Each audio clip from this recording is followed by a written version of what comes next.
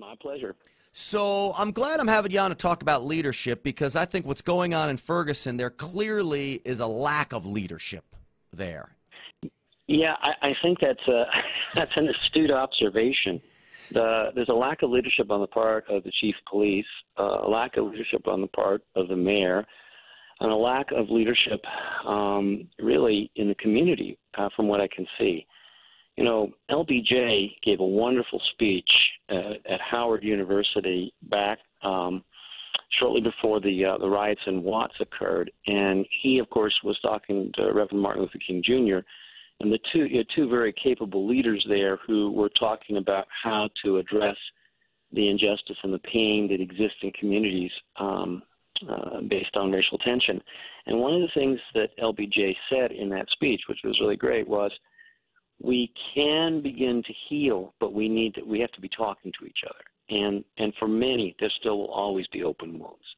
So I think you got an open wound, a wound that's been festering, and the tragedy that occurred with this young man dying has exposed a lot of the pain and the suffering and a lack of chronic leadership in that area. And you know, the other problem here, and quite frankly from both sides, because I do think these race issues end up turning into a conservative versus liberal issue where conservatives typically take the side of law enforcement, liberals who live on emotion, and they let emotions get the best of them. There is no facts out in this case yet. I mean, here we are 10 days, and whether that's a lack of leadership that they're not being transparent in Ferguson, but I think it's also a lack of leadership from as you said, the community. They're rallying and protesting, and then some are looting, and yet there are no facts in this case for anyone to make a judgment yet from. Well, you know, Reverend King said, there is never a true reason for violence and looting and for that kind of behavior. He said there's also no true reason for police brutality or violence. And I don't know the facts. The facts have not been presented. I think that it is a matter, though, that there needs to be dialogue and discussion because other pains, other issues have been crowded on top of this. And I don't think this is a liberal versus conservative. I think this is a matter of how do we talk in a pragmatic way about social justice? How do we talk in a pragmatic way to support our police officers who put their lives on the line? And how do we talk in a pragmatic way for people in the African-American community and other minorities to feel that the law works for them rather than against them? And I think that kind of dialogue is what we need. And I think the sad reality here is that that's actually what conservative talk show hosts like myself are trying to do. It's what level-headed people are trying to do. But those typically on the left, you have Al Sharpton. They are race baiters. They are the race-baiting superheroes that show up on the scene to something like this. And their leadership is so hurtful to this community. It's frightening. Well, I think that what the community needs is leadership coaching and support, and not leadership from the outside coming in and telling people what they have to do. I think that the answers are going to be found within the community, and it's going to be a matter of beginning dialogue and discussion. And you need a lot of healing and reconciliation, and that's going to be some tough discussions. But people like Sharpton, unfortunately, he's very divisive, and it's like it's more about him and his ego than it is about other folks at times. At least that's what it appears. At least that's the press that he gets. I haven't seen anything different to that effect. I'm sure his intentions are good, but what people there need is not other people dropping in and telling them what to do or stirring things up. Dusty Staub, leadership expert. I will tell you, I think you're right on the money on everything, except until you said you think Al Sharpton's intentions are good. I'll tell you what, I don't think they're anything good except for promoting Al Sharpton. You might be right. All right. Hey, you know, this what's the name of the state police captain who was brought in? I think it's Jackson. Initially, he looked like a real leader, and there was some calm. I think the one night of calm, he's from that community. But, boy, is he in a tough spot. I mean, is there anything differently that he can do as kind of the leading law enforcement official there?